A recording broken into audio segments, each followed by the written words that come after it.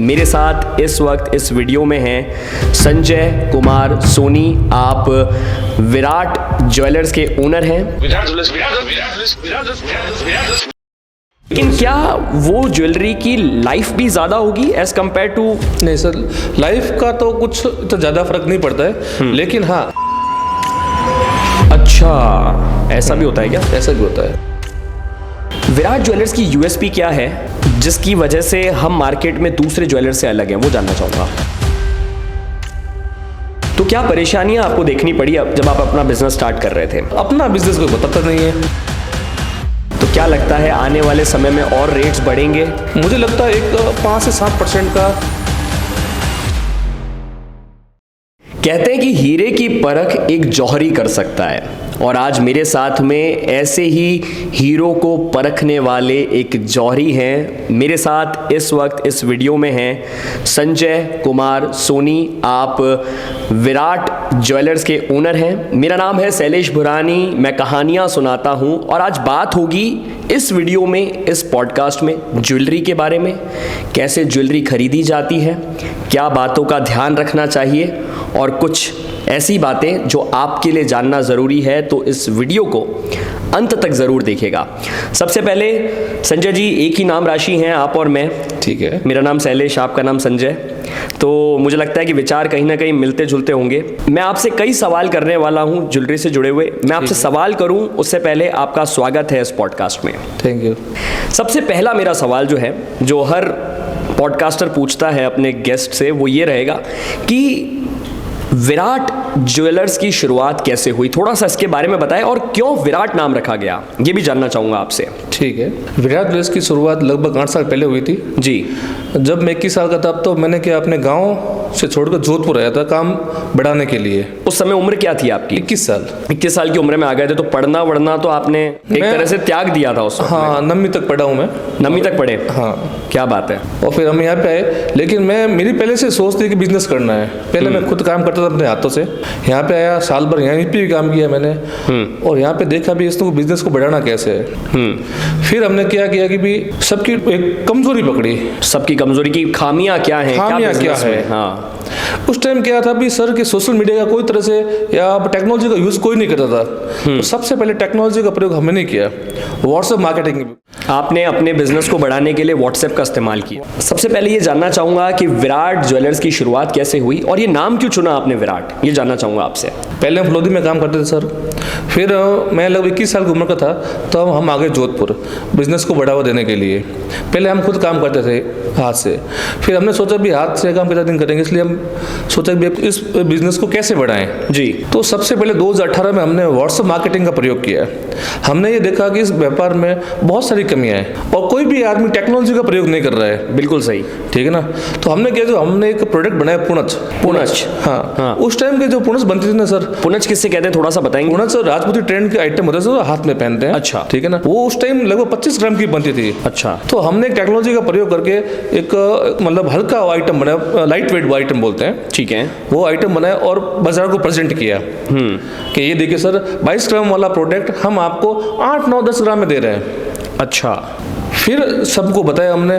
फिर हमने क्या किया सर, व्हाट्सएप मार्केटिंग के दम पर सबको ये चीज़ बताई। अब घर घर जाके तो थोड़ा दुकानदार नहीं बता सकते अपन। सही बात है।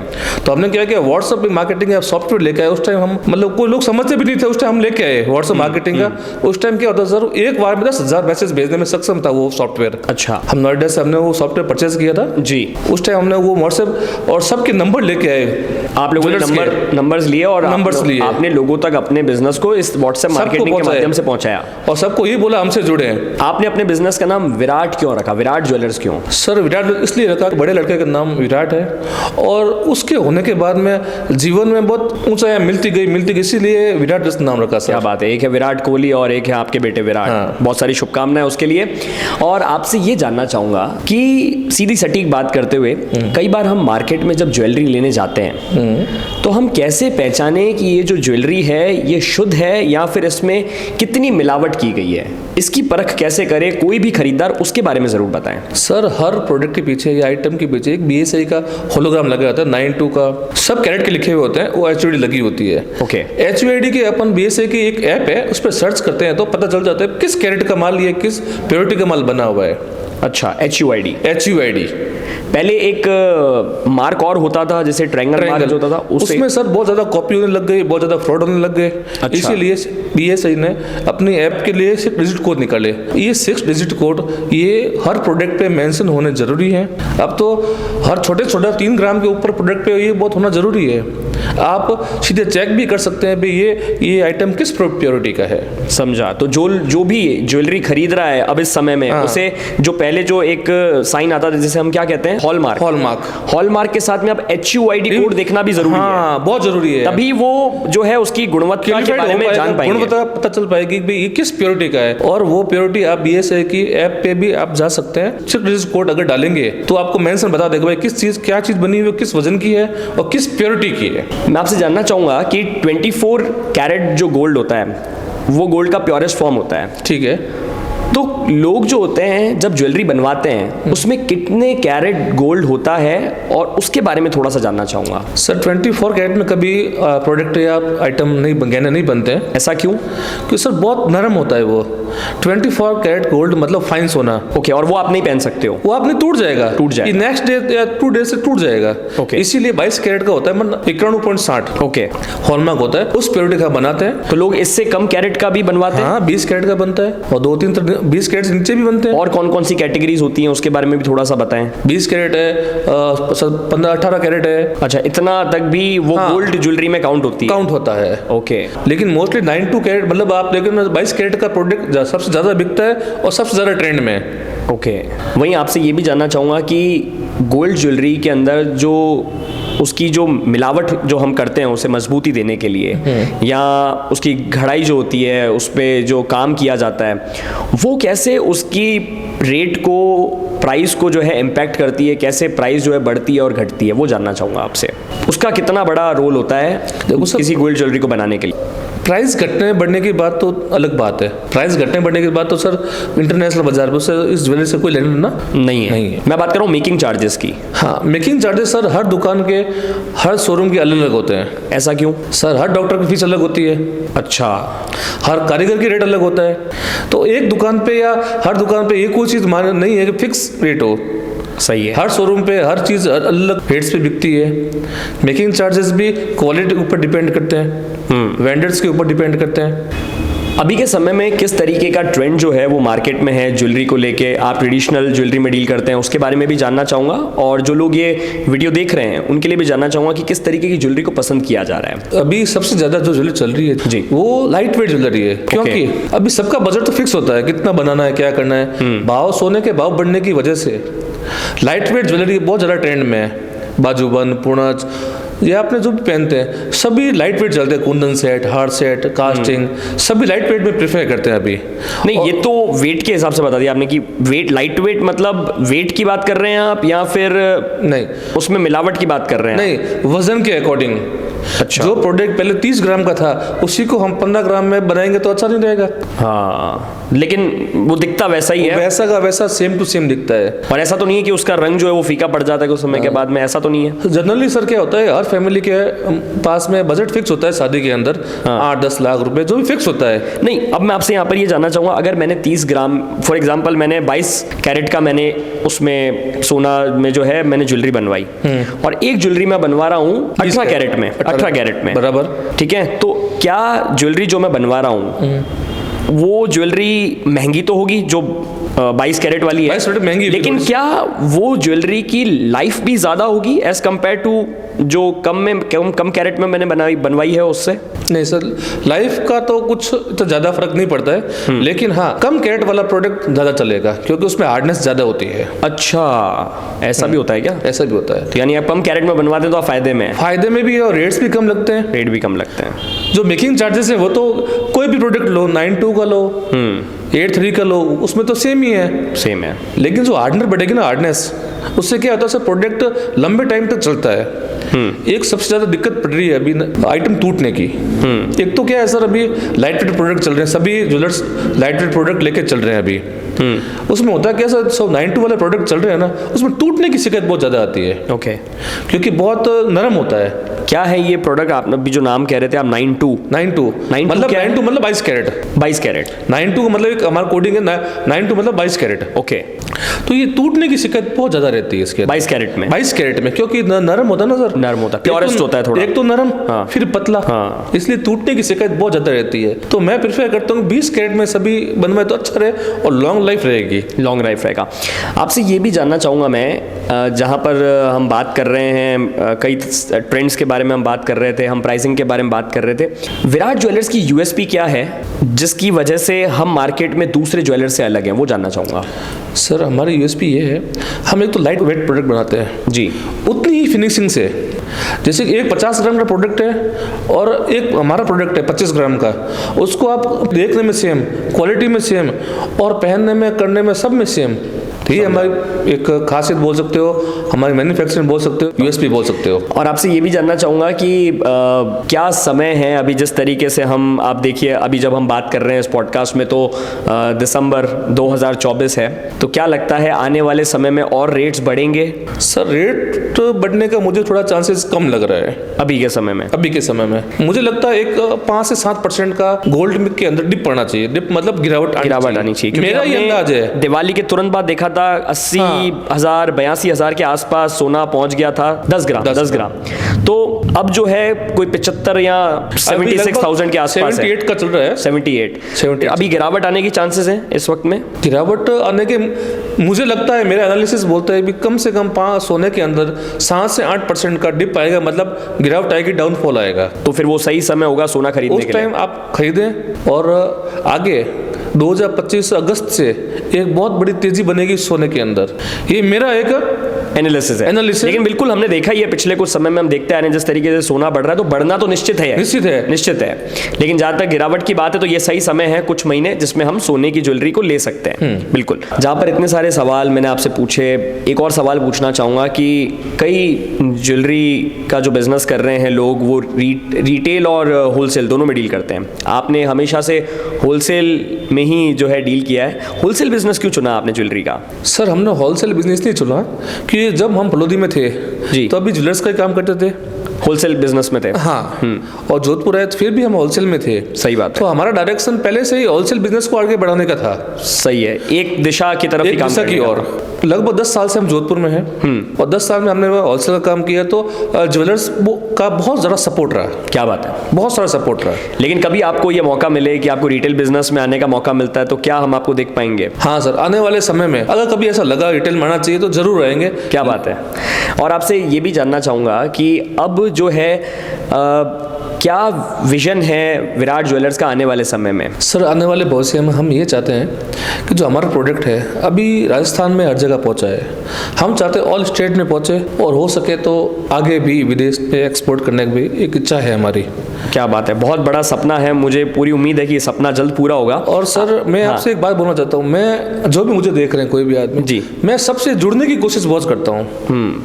आज की तारीख में तो नेटवर्क ही सब कुछ है। नेटवर्क सब कुछ है और मैं चाहता हूँ कि मेरा प्रोडक्ट हर आदमी तक पहुंचे, क्योंकि सर एक्चुअल में होता क्या है कि प्योरिटी और एक्यूरेसी हर आदमी का हक है, उनको मिलना चाहिए और हर आदमी ये चाहता भी है। हम इस बेसिस पे ही काम करते हैं। सही है। और एक सवाल जो मेरे दिमाग में अभी इस वक्त आ रहा था वो ये था कि ई कॉमर्स यानी जो ऑनलाइन बिजनेसेस हैं, आजकल हर चीज़ ऑनलाइन पर अवेलेबल है, लोग सब कुछ ऑनलाइन खरीद रहे हैं, यहाँ तक कि ज्वेलरी भी।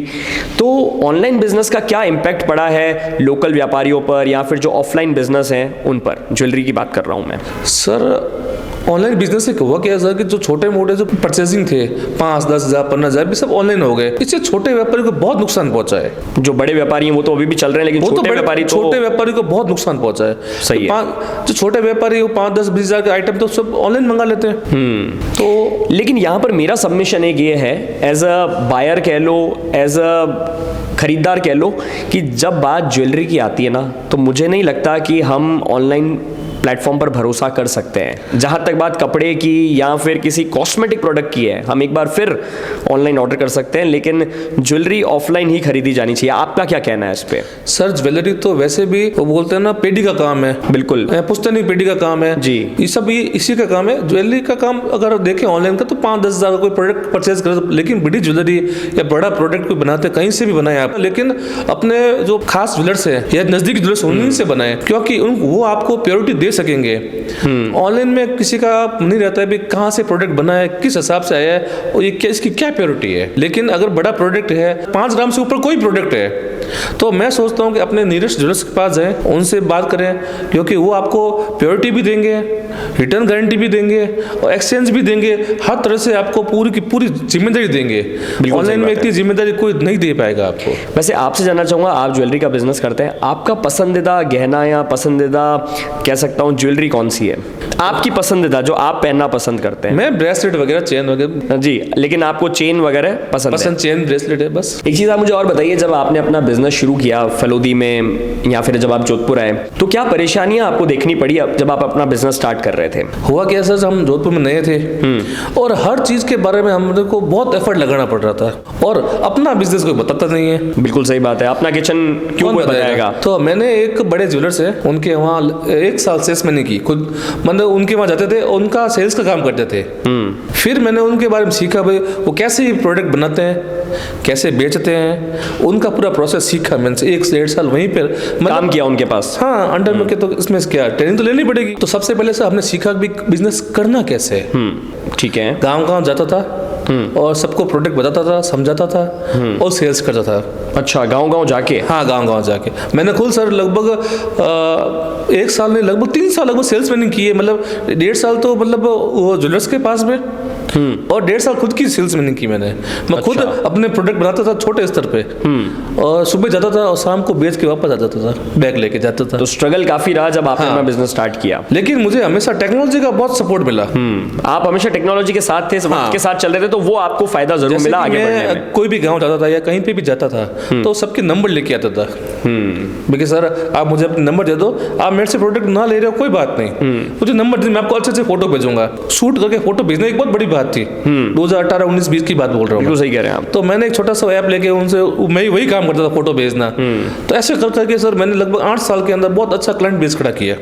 और आपने राजस्थानी ज्वेलरी को क्यों चुना, ट्रेडिशनल ज्वेलरी को क्यों चुना? सर हम फलोदी से बिलोंग करते हैं और जो ज्वेलरी बना रहे हैं ना, ये कल्चर अपना राजस्थानी कल्चर रिप्रेजेंट करता है इसको। और आप मेरे को ये भी बताइए कि किस तरीके की जो है लोगों को बहलाने के लिए, फुसलाने के लिए जो है टेक्टिक अपनाई जाती है मार्केट में, ताकि जो है फुटफॉल बढ़ाया जाए, उसके बारे में भी थोड़ा सा बताइए। सर अभी फंडा चल रहा है 5% मेकिंग चार्जेस का। ये क्या है, थोड़ा सा बताइए।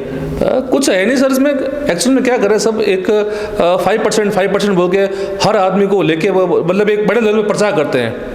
तो 5% क्या बहुत कम होता है क्या कि लोग खिंचे चले आते हैं? सर ज्वेलरी की कॉस्ट 5 to 7% है मेकिंग चार्जेस की, खुद की कॉस्ट, खुद की मतलब मैन्युफैक्चरिंग कॉस्ट आती है। और वो फिर भी 5% में दे रहे हैं, तो इसका मतलब कहीं ना कहीं तो 5% बोल रहे हैं, कोई बोल रहे हैं 0% है। हाँ, 0% तो मैंने भी सुना है। भी बोल रहे हैं। लेकिन आज जो मुझे भी देख रहे हैं, जो भी देख रहे हैं, बिजनेसमैन देख रहे हैं, कोई भी दुकानदार देख रहा है, कोई भी, उनको समझाते हैं कैसे समझाए सर कोई भी चीज बिना लेबर की नहीं बनती है।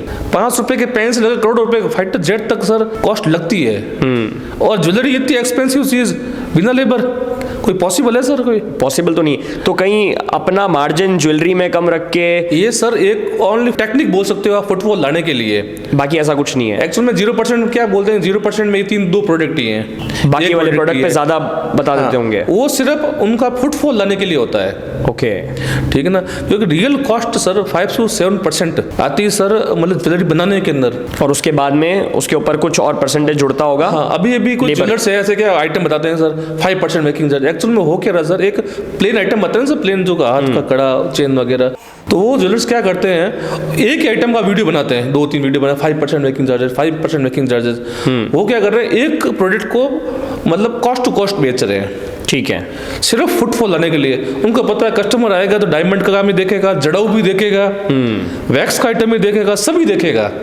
तो कोई ना कोई लेगा जरूर, और बाकी वालों पे बढ़ा देते हैं, बस। तो वो वहां से कवर हो कोई जाता है। टेक्निक है सर, नुकसान करके टेक्निक है। कोई व्यापार नहीं करता है। सही बात है। ये एक फंडा है सर, आप बोल सकते हो, टेक्निक बोल सकते हो, कुछ भी आप ना बोल सकते हो, लेकिन 5% नाम से सर ये आदमी गुमराह हो रहा है बस, और कुछ नहीं हो रहा है। 1-2-10 दिनों के पीछे पूरा का पूरा इंडस्ट्री बहुत परेशान हो गई है। एक ट्रेंड है अपने यहाँ पे, एक प्रथा ही कह सकते हो आप, कि शाई देते हैं, एडवांस देते हैं, छोटा एडवांस। छोटा एडवांस। वो क्या है, थोड़ा सा वो कल्चर, उसके बारे में भी बताइए। आप सर सही के बारे में आपको बताना चाहता हूँ सर। यहाँ पे क्या होता है, जो ग्रामीण इलाके हैं, यहाँ पे ग्रामीण ज्वेलर्स में क्या होता है सर कि छोटा अमाउंट, जैसे कि बच्चे की शादी है, बस 6 महीने से है, 5 महीने से कभी भी, तो पहले एडवांस बुकिंग करवाते हैं। 10 लाख की ज्वेलरी बनानी है तो उसको 50,000 दे के भाव बुकिंग करवा लेते हैं कि अब हम जो ज्वेलरी है वो आपसे 7-8 महीने बाद लेंगे। हाँ, लेकिन भाव आज तय कर लेंगे, भाव जो आज भी ये चल रहा है करंट रेट से, अभी भाव तय कर लेंगे। पहले क्या सोने में इतना बड़ा टच डाउन नहीं आता था, लेकिन पिछले सालों में क्या हुआ सर कि सोने में एक बहुत बड़ी तेजी बनी। उनसे क्या हुआ सर कि ज्वेलर्स को बहुत बड़ा नुकसान पहुंचा है। सही है। कि 1 साल पहले 60,000 रेट थी और आज 80,000 रुपये रेट है। तो सर आप देख लो, 20 बहुत बड़ा डिफरेंस पड़ गया। तो क्या हुआ सर, जो ज्वेलर्स थे उन्होंने ज्वेलरी तो बना के देनी थी। ज्वेलर्स का सबसे बड़ा काम है अपनी जबान पे अटल रहते हैं। बिल्कुल सही बात है, नहीं तो विश्वास कैसे बनेगा लोगों में। देना मतलब देना, लेकिन इस बार ज्वेलर्स को बहुत बड़ा नुकसान पहुंचा है, इंडस्ट्री पूरी हिल गई है। तो मुझे लगता है कि शाही वाला सिस्टम जो है वो थोड़ा सा कम होना चाहिए, ये बंद होना चाहिए। मैं कम, ये बंद होने का नहीं हो सकता है, बंद कम जरूर करना चाहिए, कम जरूर होना चाहिए, लेकिन इसका परसेंटेज बढ़ सकता है। किसका अमाउंट से 10 लाख का अपन ऑर्डर ले रहे हैं तो कम से कम 7 से 8 लाख रुपए एडवांस लेंगे ना। समझ गया। तो ज्वेलर्स को बहुत ज्यादा असर नहीं रहेगी अपना काम करने में और टाइम पे प्रोडक्ट देने में। बिल्कुल सही बात है। और एक और चीज़ आपसे जानना चाहूँगा कि टेक्नोलॉजी की आप बात कर रहे थे कि आपने बहुत अच्छे से इस्तेमाल किया टेक्नोलॉजी को। शुरुआती दौर में आपने व्हाट्सएप मार्केटिंग का इस्तेमाल किया और उसने आपके बिजनेस को बढ़ाने में बहुत मदद की। आज सोशल मीडिया को आप किस तरह से देखते हैं कि वो ज्वेलर्स को कैसे बेनिफिट दे सकता है? सर सोशल मीडिया एक आप देख लो सेल्समैन की तरह है, एक तगड़े सेल्समैन की तरह। बिल्कुल, जो आपकी बात को हर आदमी तक पहुंचाने का दम रखता है, क्योंकि हर इंसान के पास में मोबाइल फोन है और हर व्यक्ति मोबाइल फोन देखता है। बिल्कुल। और सर एक तो ये हो गया, अब हर दुकान जाके हम अपन मार्केटिंग नहीं कर सकते। इतना बड़ा सा फैलावट है राजस्थान पर, इतने बड़े ज्वेलर्स का ग्रुप है या ज्वेलर्स की दुकानें अपन कह सकते हैं, हर गाँव ढाणी तक दुकानें हैं। हर आदमी मैं हर जगह या हमारे सेल्समैन हर जगह नहीं पहुंच सकता, लेकिन इंस्टाग्राम या सोशल मीडिया एक ऐसा प्लेटफॉर्म जहां हम हर आदमी तक पहुंच सकते हैं। बिल्कुल, क्योंकि हर इंसान के पास आज की तारीख में फोन है, इंटरनेट है और फोन चलाना वो जानता है। मैं अपने एक मारवाड़ी भाषा में बोला है, हिंदी भाषा, इनको आप जो सोशल मीडिया टूल है इनको आप अपने सेल्स मैनेजर की तरह यूज करो। बिल्कुल सही।